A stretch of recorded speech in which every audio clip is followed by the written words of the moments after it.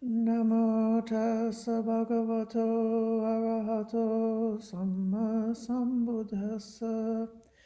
Namo tassa bhagavato arahato samma sambuddhassa. Namo tassa bhagavato arahato samma sambuddhassa. Buddham dhammam sangham namasami.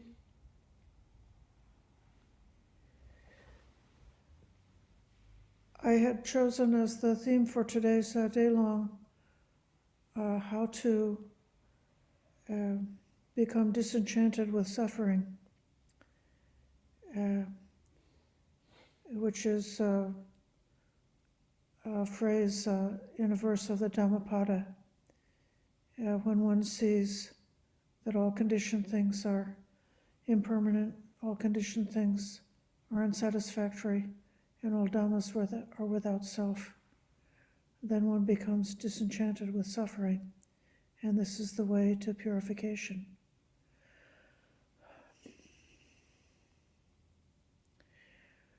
To whatever extent, large or small, when we were young, when we didn't know any better, all of us, being natural humans, adopted so many bad habits based on greed, based on anger and resentment, based on foolishness. And from those habits of the mind, to a greater or lesser extent, people can become entrenched into habitual ways of thinking and acting that are definitely not beneficial, not even supporting happiness in the most basic and simple kind of sense. It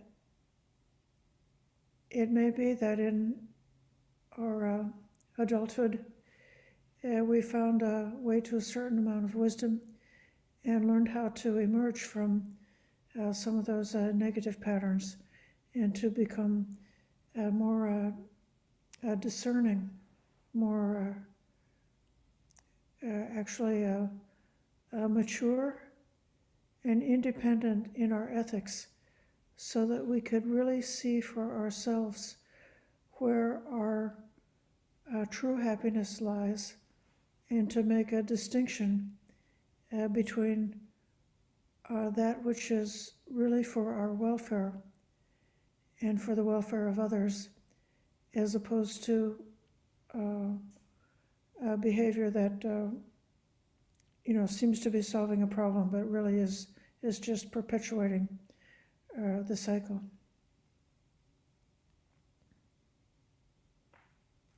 I don't know about you, but I can remember when I was newer to Buddhism, having meditation retreats where it was very challenging just to be in silence alone with my own mind, because the mind could get fall into a rut of repetitively thinking the same kinds of negative thoughts over and over again during a retreat. But there's no place to run. You can't turn on your device and escape from it. You just have to be able to tolerate the tendency of the mind to fall into patterns, sorrow, grief, lamentation, and despair, anger and greed.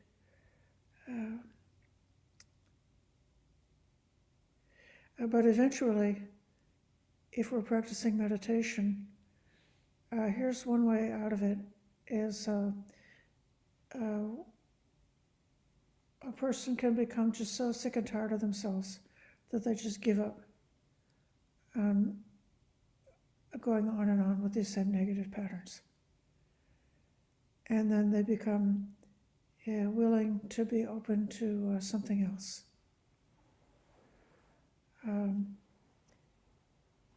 and then it's a whole phase or a portion of one's trajectory in as one is growing in the Dhamma, of spending a lot of time on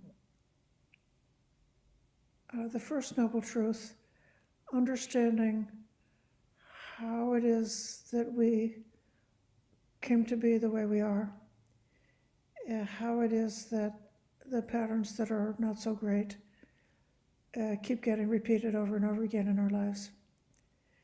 And then the Second Noble Truth, having seen that it's the craving, which is the cause of our suffering, finding out how to abandon and learning how to abandon those negative and harmful tendencies. This is really important work, but it's not the smartest way to get out of it. This is like being in an edgy stable. I think that's where you just have an endless amount of mucking out of the stable that has to be done, and you can go on and on for months, years, decades, mucking out the stable of your own mind. And it's true, this is good. If you have a stable, you need to muck it out. So, but it's there's a better way. And when a certain amount of that initial work has been done, and when one has become disenchanted to a certain extent, then there's an opportunity for the wisdom to come to the fore, a different kind of insight. And the day happens that, something comes along which is really upsetting, really sad, really distressing, really aggravating, really irritating. And the arrows of suffering sort of just go by. And we didn't pick up the suffering.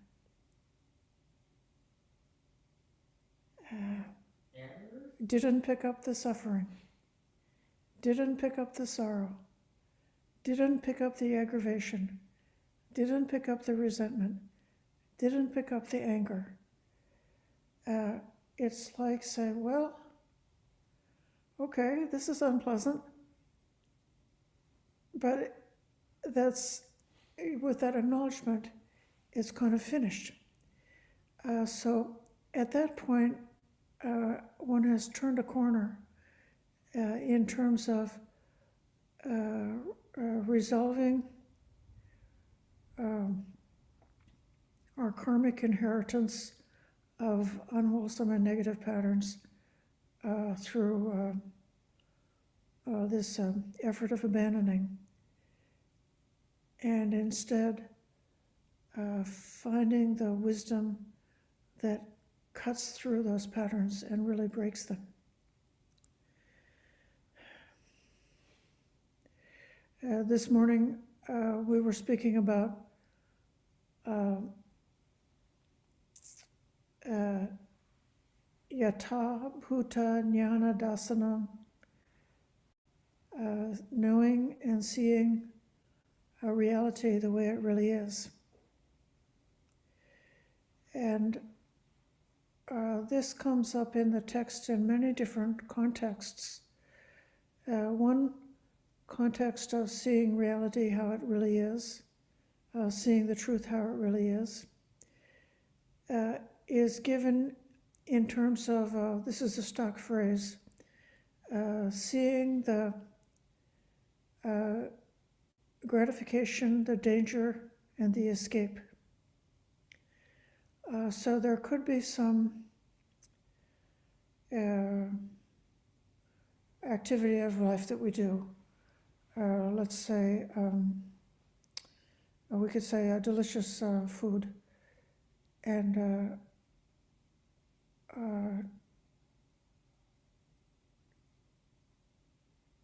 one can acknowledge when the body is low on energy, when it's running low on food, when it's in need of nutriment. Then we have got the instinctive equipment that's our inheritance, being a human being or being a mammal.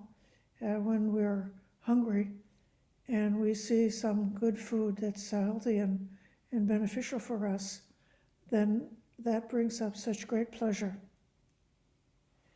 It brings up the changes in the body, that the stomach gets ready to digest some food, and the mouth starts to salivate. And even without even trying, it's just the most natural thing in the world to pick up the food and put it in the mouth and just keep putting in, chewing, swallowing.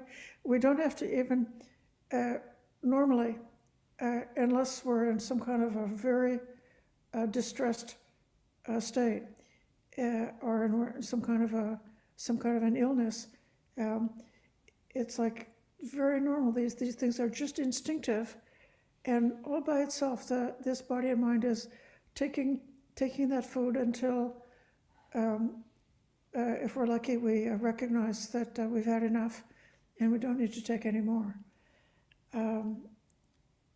But when we look more deeply at it, we may see the danger and the escape in connection with this taking in of food. We could see the danger. The biggest danger is the danger of the round. All beings subsist on nutriment. So the physical body subsists on food, water, and air. And as long as we're alive, we've got to be continuously going to all the effort and all the labor of providing ourselves with food, water, and air. And so there's this work that goes into it, which is tedious and tiresome after a while. And then there's so many different ways to be unbalanced and addicted in connection to food, or in connection to any of the other natural activities of life, that one can get into so many different kinds of proliferations and obsessions. There's the danger of eating too much, or danger of eating the wrong kind of food, danger of eating food that's not actually healthy for our bodies, and so on like that. And just the danger of impermanence, that food is not our refuge, it's not a solution. If you thought that food was the answer, and you get to be my age, you get to be 73 years old, and you've been eating for 73 times 365 days, and you're still, kind of like back to ground zero. You still have to have the next meal. So that's the danger. And then there is an escape.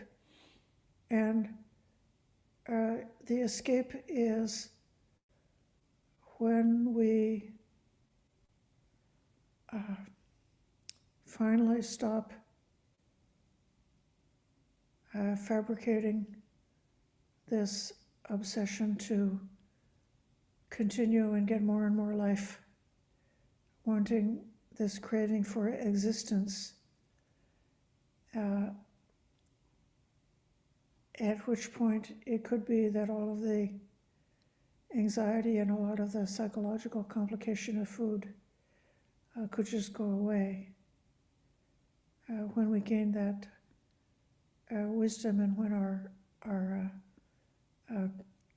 craving for existence has subsided, and when we have become uninterested in the sensual pleasure involved in eating, and food's all right. It's I don't mind having food. We're so actually unusually lucky being monastic and living in a monastic community, because typically the food is cooked from fresh ingredients on a regular basis, and so we don't have nearly so much junk food as the average American has. We get food, but the pleasure of food is just kind of like one of those things. We still have a body. We still have our karmic inheritance from being a human being. We still have that which causes the stomach to get ready to receive the food, and causes the saliva to be produced, and causes the pleasant feeling when we hear the bell telling us that it's lunchtime. But then it can also be at another time that one can just see oneself just putting the food in and chewing it, and putting the food in and chewing it. It's like, wow, that's kind of gross, isn't it? I mean, it's it's like, why do we think this is pleasurable? And so then what we used to believe in food, and we don't really believe it in the same way, and we just let go of so much psychological complication around it. That's like a basic level. Having this seeing reality how it really is, in terms of the gratification, the danger, and the escape, in connection with so many of the things that come up naturally in life. To go beyond that, when some amount of insight has been gained, even if we don't have the opening of the Dhamma eye, if we really know that all things are impermanent, if we really know, in connection with our material possessions, our status, our reputation, our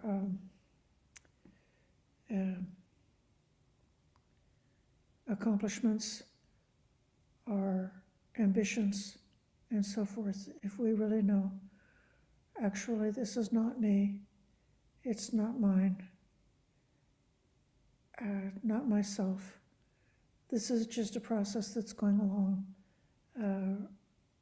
supported by causes and conditions. And what I experience as being myself is sort of along for the ride. Being in a boat, and the boat is going down the river, but I know that the boat is not me. If we hear that there's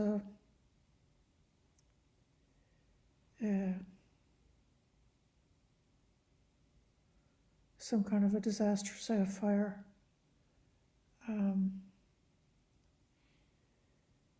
that we read about in the news that's happening in another county or in another state,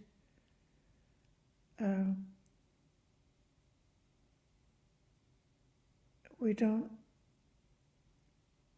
think that fire is my own fire. We don't think I am on fire. We know in that case I'm not on fire in that sense, because the fire is going on someplace else. And then just the same way with the fire within, the fire of craving, the fire of birth, old age, suffering, and death, sorrow, lamentation, pain, grief, and despair. Even those things are touching us very closely. We really understand, in a sense, it's not mine. It's actually not my problem.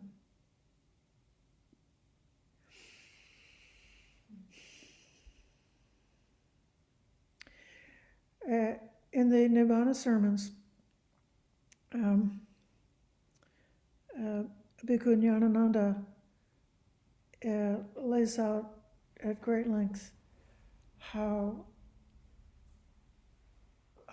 the most significant and essential wisdom to gain is the insight into dependent origination. This is the insight into causation. You could say all the work that I've discussed before about the investigation of dukkha and trying to learn how to let go of our bad habits, that at that time we gradually learn how to discern the arising of different things that are arising within us. We see how feeling arises, how perceptions arise, how intentions arise, how emotional proliferation arises. And we may have a much less clear, direct awareness of the cessation of those phenomena. But we can, if we study dependent origination, we gotta complete the second half of the equation and really come to be willing to see the cessation of the phenomena. So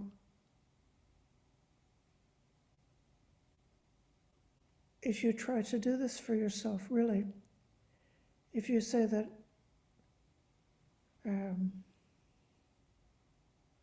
my name,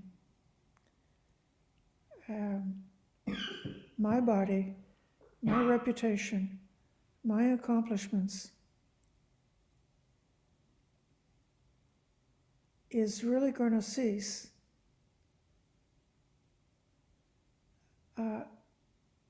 and that cessation is going to be truly blissful.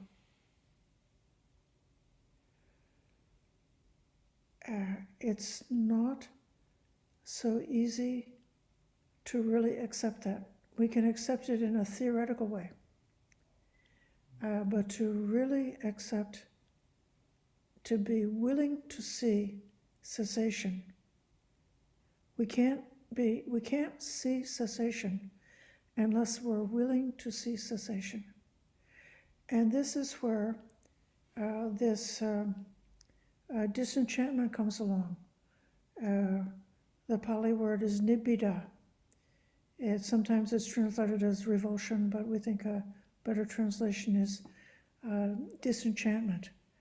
It's described as the experience where the butcher throws a bone to the dog, and the bone has got a very small amount of meat and blood left on it, and the dog works on that bone and chews it and licks it and chews it and licks it for a long time, and then eventually the dog realizes that there's no more goodness to be gotten from that bone, and then it just drops the bone and walks away.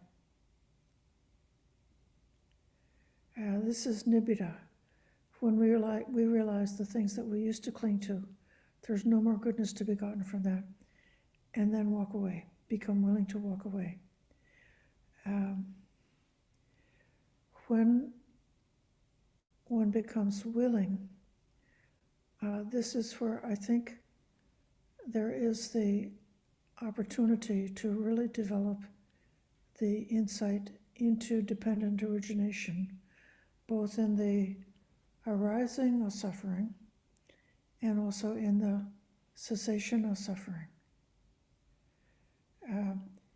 Any kind of phenomenon that one could point to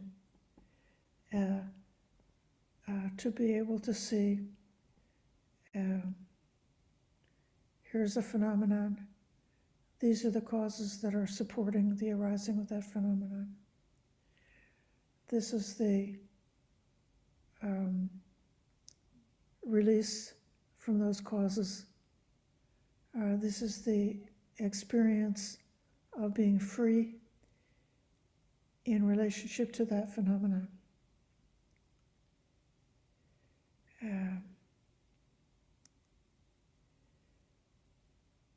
This is the pattern of the Four Noble Truths. There is dukkha, which should be fully understood. There's the cause of dukkha, namely craving for sensual desire, craving for existence, craving for annihilation. And that craving should be abandoned. And then there is the cessation, which is when all the phenomena of life arise. Anything you could think of in terms of what could happen in the body or what could happen in the mind.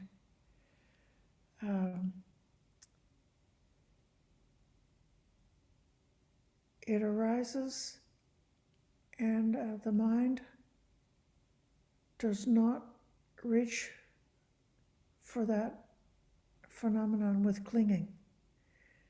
The mind does not hold on to it. And with that not holding on, then we experience cessation of the round of rebirth. We experience the way to Nibbana. So really it's that experience of cessation. You can't see what you don't know. See, it's a kind of a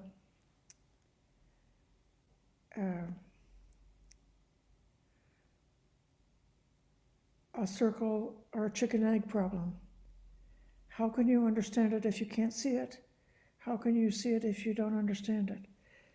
But when we have a teacher like the Buddha and a path of practice, then we can go step by step, and we can investigate phenomenon, and we can discover the impermanence of phenomenon. We can get a taste of the freedom that we experience when we're not clinging to something, anything at all.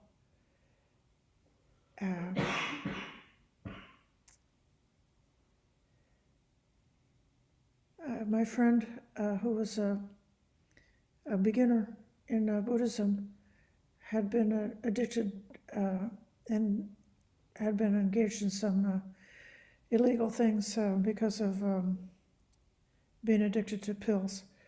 And my friend lost her job, her license for her occupation. She lost her home, and she lost her husband. And then finally got into a recovery program. But she noticed that the other people in the rooms where she went for her meetings of in recovery, they had not lost everything. And she was so angry, like, why does she have to lose everything before getting into recovery? And then spent first several years in recovery of just being really angry all the time about how much she had lost. And then eventually took up meditation, found her way to some Buddhist rooms, took up Vipassana meditation, continuing to do the work in recovery. And then there came one occasion of walking into a recovery meeting related to the addiction, and seeing the arising of this resentment, and having this flash of insight. I don't need this resentment. I can just leave it outside the door. I can go in the room without the resentment. I don't have to keep it. And with that discovery of freedom in relationship to that particular psychological karmic tangle that she had been caught up in. It was like, the sort of Manjushri. One could spend, years and decades trying to overcome resentment. But the thing that really overcame it was this flash of insight saying, I don't have to keep it. I can put it down. So then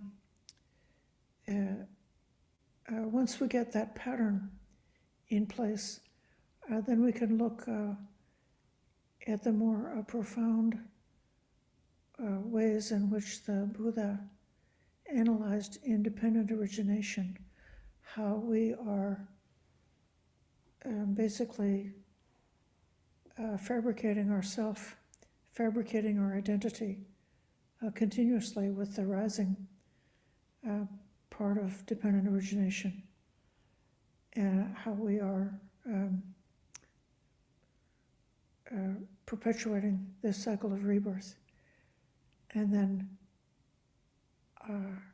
with the other part, the part of cessation, just having this realization, oh, I don't have to keep this.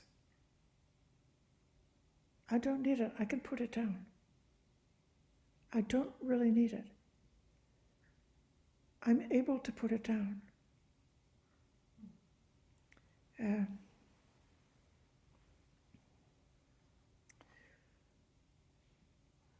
This is my brief Dhamma reflection, and I want to allow a little bit more time this evening for a discussion.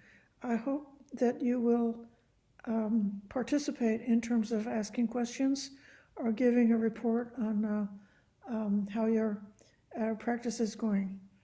And before doing this, I'm stopping the live stream so that we can talk honestly and sincerely, and we don't have to worry about